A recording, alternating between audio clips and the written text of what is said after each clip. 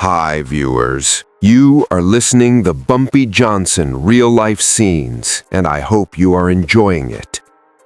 The rise of a king in the world. Think you know the underworld? You know the famous names: Al Capone, the brutal king of Chicago; Lucky Luciano, the cunning architect of organized crime in New York. But in the heart of Manhattan, in the vibrant, pulsing streets of Harlem, there was a different kind of ruler.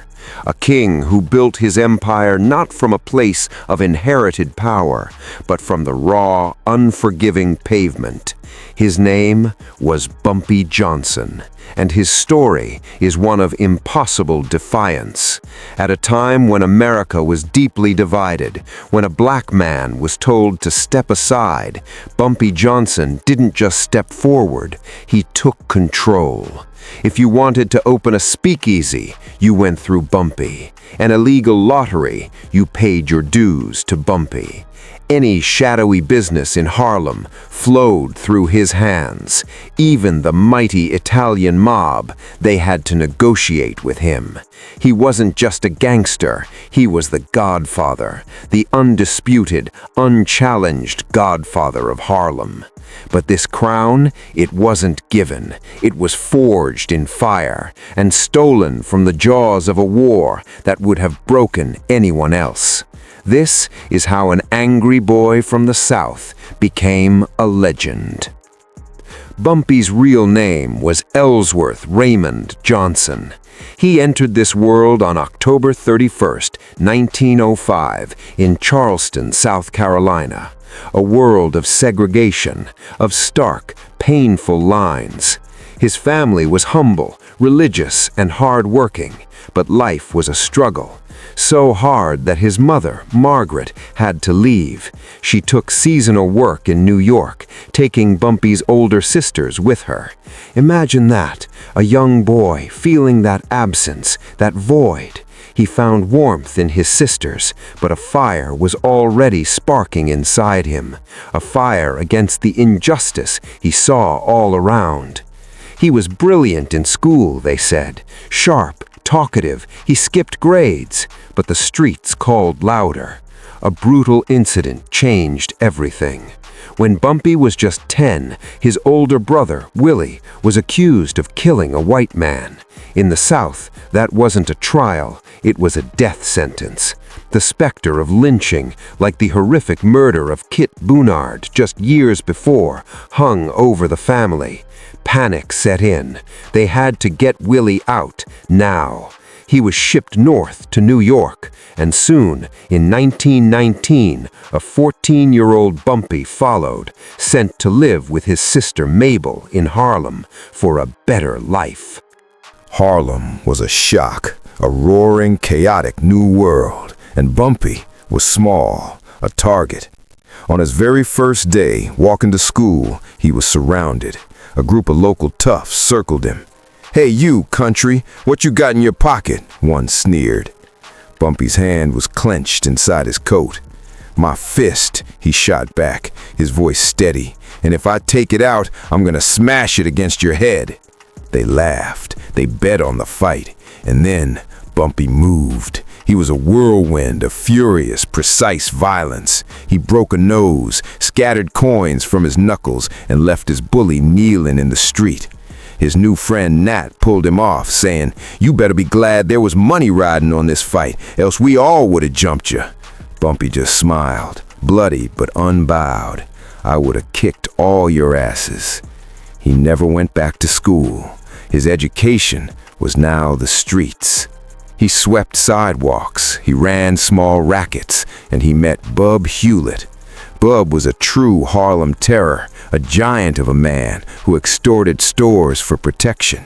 One day, Bub walked into a new grocery, ready to claim it, only to be told the owner already had protection. Bub looked out the window and saw a teenager, arms crossed, leaning on his car. It was Bumpy. Bub could have crushed him. Instead, he laughed, impressed by the sheer nerve. A partnership was born. Bumpy's rise had truly begun. By the 1920s, he was a sought-after bodyguard for Harlem's richest illegal operators, the numbers bankers. And that's when he met her, Stephanie St. Clair, Queenie, the sophisticated, ruthless queen of Harlem's lottery racket. She hired Bumpy and saw in him not just a bodyguard, but a kindred spirit, a fighter. And she would need one, because a storm was coming from the Bronx, a white storm named Dutch Schultz. Schultz was a monster, a paranoid, violent gangster who saw the rivers of cash flowing from Harlem's numbers game and wanted it all. He moved in with threats, beatings, and promises of protection from himself. One by one, he squeezed the independent bankers, but Stephanie St. Clair refused to bend. And when Bumpy got out of a brief prison stint in late 1931, she had her general back. The war was on. Bub Hewlett, now working for Schultz, tried to recruit Bumpy. They met in a bar. "I can guarantee you $200 a week," Bub said. Bumpy was quiet, then replied, "I can't never see myself siding with the white man over the black man." The line was drawn. Bub's hand crept toward his pocket. Bumpy's friend Nat saw it. The tension was a live wire. "You do what you gotta do," Bumpy said, his eyes locked on Bub's, "and I'll see what I'm gonna be doing." They parted with a laugh that held no humor. Bumpy declared to Queenie, "I want to take care of the damn Dutchman, run him out of Harlem." It was a declaration of war against impossible odds. Schultz had an army. Bumpy had his small, loyal crew, Junie, Nat, Finley. They fought a guerrilla war, using their knowledge of Harlem's alleyways as their weapon. The conflict raged for years. Bub Hewlett was finally sent to prison, but was replaced by an even more vicious enforcer, Ulysses Rollins. The showdown came in the summer of 1935. Rollins came at Bumpy with a knife.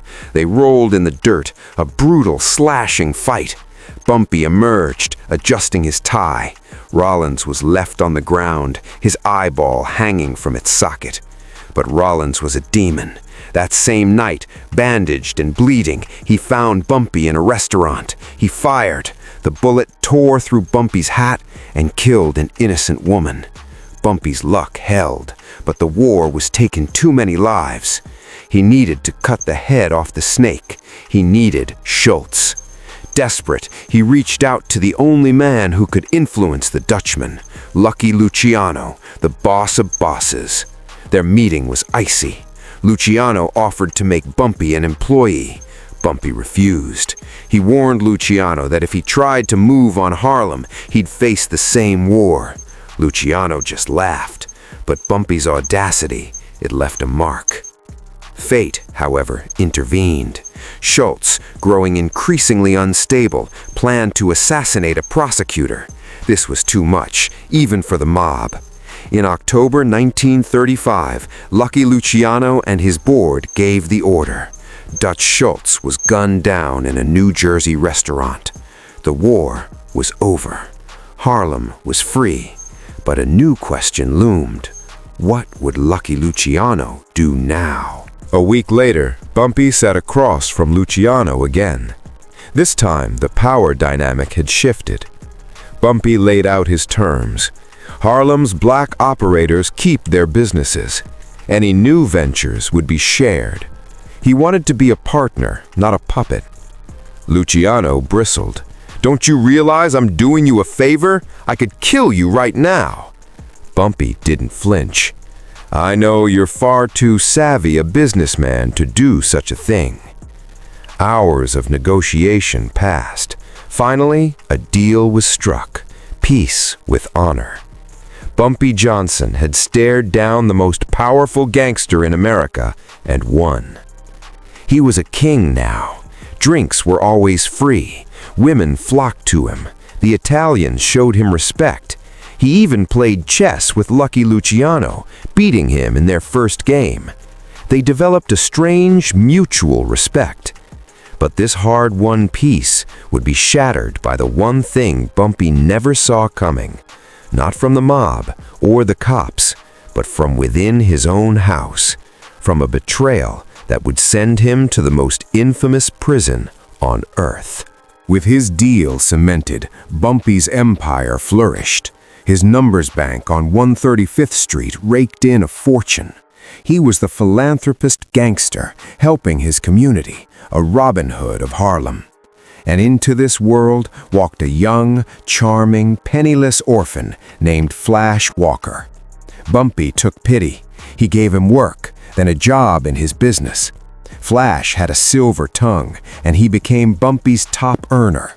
Bumpy, who had no sons, grew to love him like one. He brought Flash into his home, trusted him with his family, even took him to meetings with the Italians. It was a perfect, loyal partnership, until it wasn't. The cracks began in 1949. Flash, greedy for more, got involved in a check-cashing scam, using Bumpy's accounts. When the bank called Bumpy in, he managed to clean up the mess, but his trust was fractured. Then, the final, unforgivable blow came from his own daughters. "Daddy," one whispered, "Flash patted me on the butt." The other confirmed it. "He did the same to me, said he couldn't wait to get me alone." A cold, murderous fury filled Bumpy Johnson. He found Flash leaving his house. "What happened, boss man?" Flash asked, smiling. Bumpy's fist was his only answer, a right hook that shattered the smile, and then a storm of violence. Bumpy was on him, pounding him into the pavement, shouting, "You lousy, no-good snake! I trusted you in my house!" It was a savage, public beating. Bumpy stood over the broken young man, breathing fire. "Stay away from me and my family, else I'm going to kill you next time." It was a king's judgment, but not a final one. His old friends warned him. Junie said, "You should have killed him. You just made an enemy for life." But Bumpy couldn't do it. That lingering affection, it was a fatal mistake. Flash Walker, humiliated and desperate, made a deal with the devil and the police. Arrested on a heroin charge, he told the narcotics agents he was selling for Bumpy Johnson. It was a lie. Even the cops doubted it. Bumpy was never in the drug trade. But the feds saw a golden opportunity. They didn't want Flash, they wanted Bumpy. They could use him to clean up Harlem. They harassed him, pressured him to name names. Bumpy's reply was always the same: go to hell. The trial came in June 1953. The jury was out for only 3 hours, a short deliberation, usually a sign of innocence. Bumpy was confident. Then the verdict was read: guilty. Guilty on 2 counts of narcotics trafficking. The sentence? 15 years. He was going to Alcatraz, the Rock, the end of the line. Alcatraz was designed to break men. Guards called you by number, not name. The sound of the bay waters was a constant tease of a freedom you could never reach. But Bumpy Johnson was not an ordinary man. Even here, his legend persisted. It said he helped the only men to ever escape Alcatraz, Frank Morris and the Anglin brothers in 1962, by using his outside contacts to secure a boat. True or not, the story fits the man who always found a way to exert influence. He served 10 brutal years, and when he was paroled in 1963, Harlem hadn't forgotten its king. Junie picked him up in a gleaming Cadillac convertible, and as they drove into Harlem, a miracle unfolded. The streets were lined with people, cheering, clapping, throwing confetti. Tears streamed down Bumpy's face as he stood, waving to the crowd. It was a hero's welcome. He was home. But the crown was heavy, and his body was tired. The struggles, the prison time, the stress, his heart was failing. For a year he pushed on. Then, on the night of July 7th, 1968, Bumpy Johnson walked into Wells' restaurant in Harlem. He was about to eat a meal, to hold court one more time, when his heart simply stopped. The Godfather of Harlem was dead at 62. The funeral was a spectacle. Hundreds came. He was a hero, a villain, a philanthropist, a criminal. He was a complex man in a brutally simple time, a brilliant mind who chose the streets, a black man who built an empire under the noses of the powerful and made them treat him as an equal. He was a product of his era, a racketeer, a gambler, and yes, eventually, a drug trafficker, despite his protests. But to Harlem, he was their gangster, the one who looked out for them when no one else would. So, remember the famous names, but remember this one too. Ellsworth Bumpy Johnson, the boy from Charleston who refused to bow, the man who waged war on Dutch Schultz and won peace from Lucky Luciano, the king who ruled Harlem not from a palace but from the corner table, with a chess player's mind and a lion's heart. His story is the American story, raw, violent, flawed, and utterly unforgettable. That is the legacy of the real Godfather of Harlem.